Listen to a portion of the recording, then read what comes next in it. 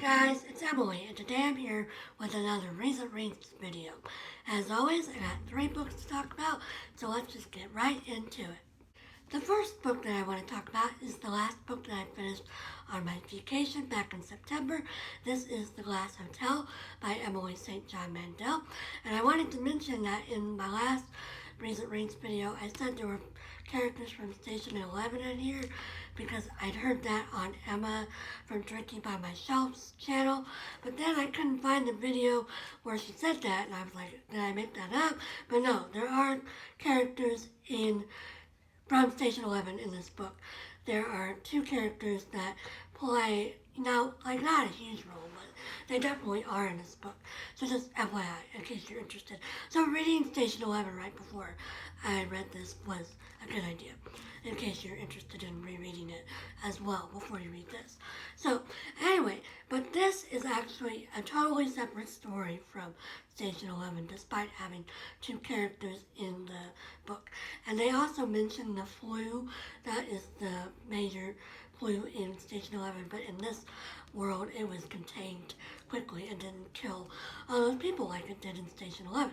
But anyway, to get to the actual plot of this book is about 2 siblings, 2 half-siblings, Paul and Vincent.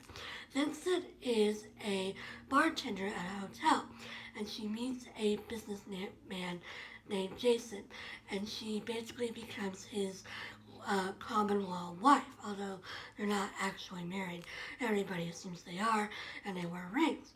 Well, Jason actually gets involved in a Ponzi scheme and ends up getting arrested and going to jail. And so we see part of the story from Vincent's perspective, and then we also follow Jason in prison a little bit, and then we also go back and follow Paul. Paul is a musician who starts out by working at the Glass Hotel along with Vincent, and then he moves into becoming a famous musician, and we see his life and how that plays out. And it's basically just showing us Vincent and Paul's life and a little bit of Jason's life as well. There's also a little bit of magical realism in here, but we don't know for sure because there's like talk of ghosts, but you don't know if it's really ghosts or if it's just the mental, like the hallucinations of the people that see them. We also, so the Ponzi scheme is actually a pretty big chunk of the book because we follow some of the other people that are involved in the Ponzi scheme and what happens to them during and after the Ponzi scheme. So in a way, it's kind of a convoluted book, but it is pretty interesting, and I did like the atmosphere. The Glass Hotel is actually like out in the middle of nowhere in Canada, and so we see how that affects the people that work at the hotel as well. So yeah, this was good. I give it 4 stars. I didn't love it nearly as much as Station 11 though, but it was still a really good read. And also, I wanted to show off this gorgeous UK edition that I got from Book Depository after seeing it on Emma's channel. I will say that the quality of this book is a little bad. Like, there's some pages that fell out. Like, and this is a brand new book that I bought, full price from Book Depository. And also, when it came, it had a little tear. Like, it's not a huge deal, but like, there was a little tear, so I was a little disappointed, but I do really love this cover, and I'm going to keep it on my shelf. The next book that I finished recently was Verity by Colleen Hoover. This was my first Colleen Hoover, and I actually read this because I had gotten the ebook version of this when Amazon was giving it away for free back in February, but then I ended up just getting this library copy and reading it that way. This is what's called a romance thriller, and it's about a woman named Lauren who's an author, and she is hired to complete a series of mystery books after the original author is severely injured in a car wreck. And so she is invited to the author's house and the author's name is Verity.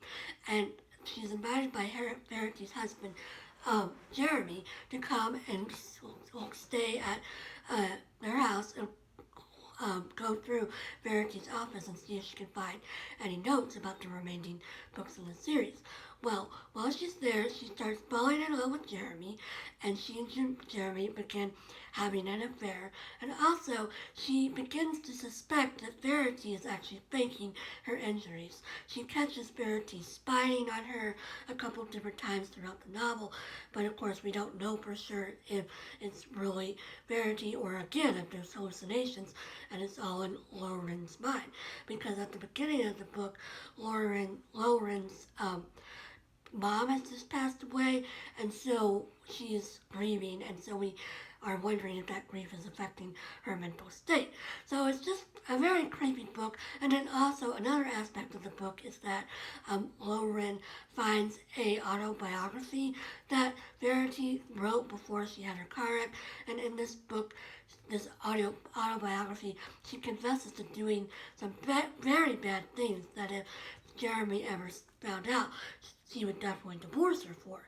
And so Lauren is trying to decide whether or not she should tell Jeremy and admit that she's been going through things that aren't directly related to her assignment so that Jeremy will marry her.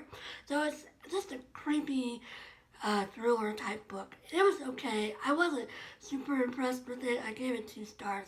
For one thing, it's super unrealistic, and for another thing, I just didn't care that much about anything that was going on. But it was okay, and I discussed this with my workbook club for our September prompt, which was mystery. So I discussed this and The Woman in Cabin 10 by Ruth Ware as well. So this was okay, but nothing amazing. So after I finished those 2 books, I had to rearrange my TBR because I couldn't go to the library and get the books that I wanted to check out because of, having COVID and having to stay home for 2 weeks. So I decided to read a few of my list books that I had at my house, and the first one of those was Anne of Green Gables. This was, which is by L.M. Montgomery.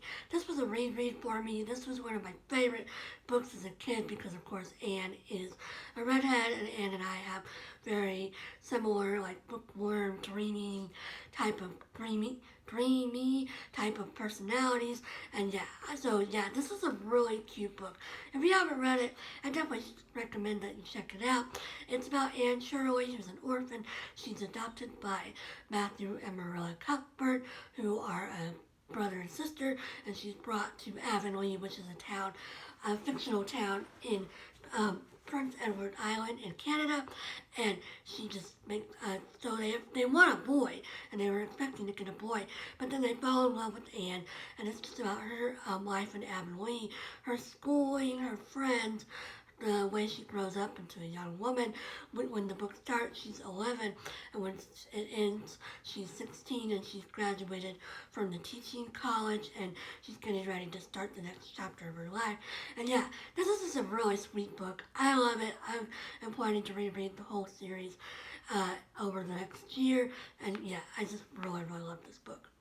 Oh, and I forgot to mention with this that I inadvertently participated in Kindred Spirits September by reading this. I wasn't planning to participate at all, but then I just picked this up on a whim because I was looking for something to read since I couldn't get my library books, and since I read it, I participated in that event, so that was really cool. And that was actually a really cool to see everybody else's Anne books this September as well. So currently I am reading the Letters of C.S. Lewis, which I've decided to read 10 pages a day, and if I do that, I'm supposed to get done with it in mid-December, which is a long time from now, but I figure reading a little bit every day is the best way to tackle it. I'm also reading In a Father's Place by Christopher Tilghman, which is a collection of short stories, and I should finish that pretty soon. I've been reading one of those a day. And then, so I wanted to say real quickly, thank you so much to everybody for your lovely comments about my COVID diagnosis. I'm doing much better, and I'm going to the clinic to get tested again in 2 days, and then I should be back at work by next Monday, and then I'll just be getting on with my normal life. Although the Texas Department of Health called my mom to do contact tracing and told her that there's now 7 strands of COVID, so we are now immune to the one that we got, but we're still able to get the other 6, which is so depressing and like, what the heck? We're never gonna get through this.